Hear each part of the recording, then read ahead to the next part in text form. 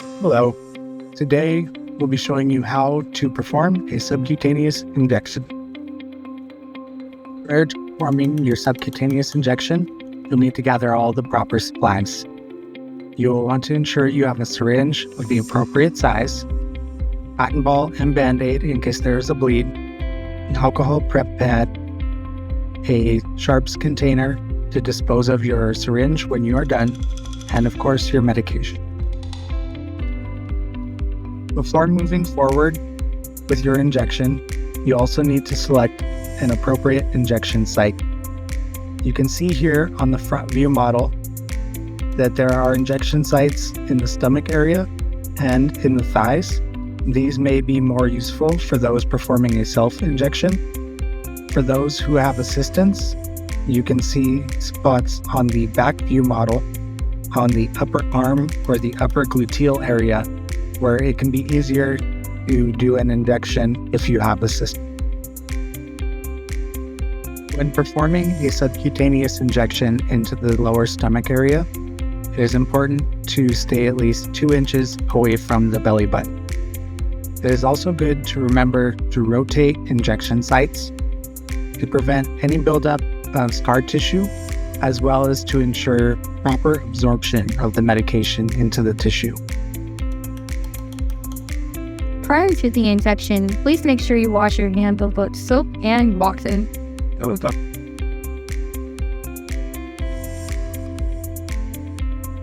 First, to begin your injection, you'll want to remove the colored cap from your vial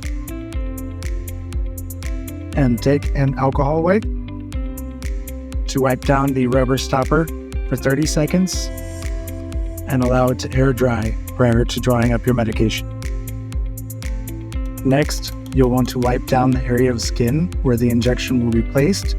You can use the same or another alcohol pad.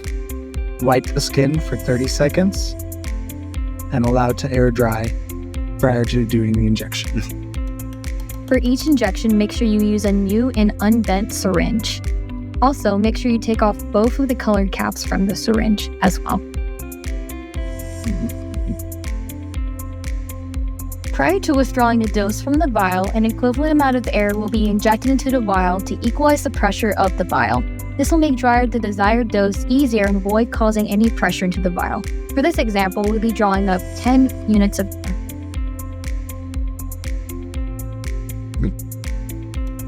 In this example, we'll be using sterile water to show you how to draw up your dose.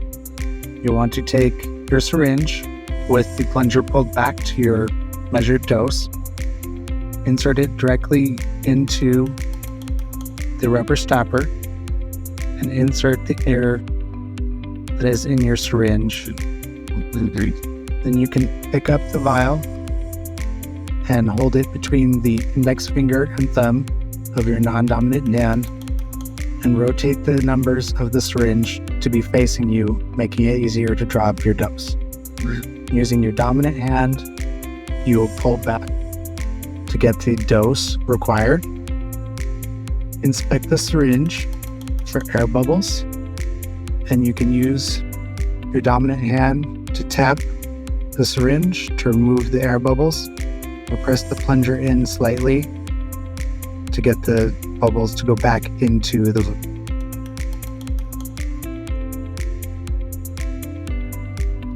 For removing the needle, you'll want to place the vial right side up on the table and then remove the needle to avoid losing any medication through the rubber stopper.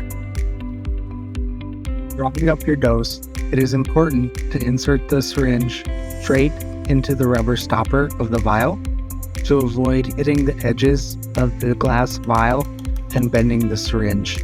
As these needles are very thin, they bend easily, and you do not want to use a bent needle for your injection. Before performing your injection, inspect the content of the syringe for any particulate matter, discoloration, or cloudiness. If you see any of those signs, do not use the product and contact your pharmacy immediately. To perform your injection, pinch the area of the skin that you are wanting to inject the medication with your non-dominant hand. Hold the syringe with your dominant hand and insert the needle into the skin at a 90-degree angle. Release the hand pinching the skin, and then you can push the plunger of the syringe down to inject the medication. Leave the needle in the injection site for 3 to 5 seconds to make sure all the medication is injected. Pull the needle straight out of the skin and discard the syringe into the sharps disposable container. When you are done performing your injection, if you do not have a sharps container, it is okay to use a thick, durable plastic bottle, such as a Gatorade bottle or a used detergent bottle. You want to make sure the bottle has a lid in which you can cap it and seal it once it is 2/3 the way full.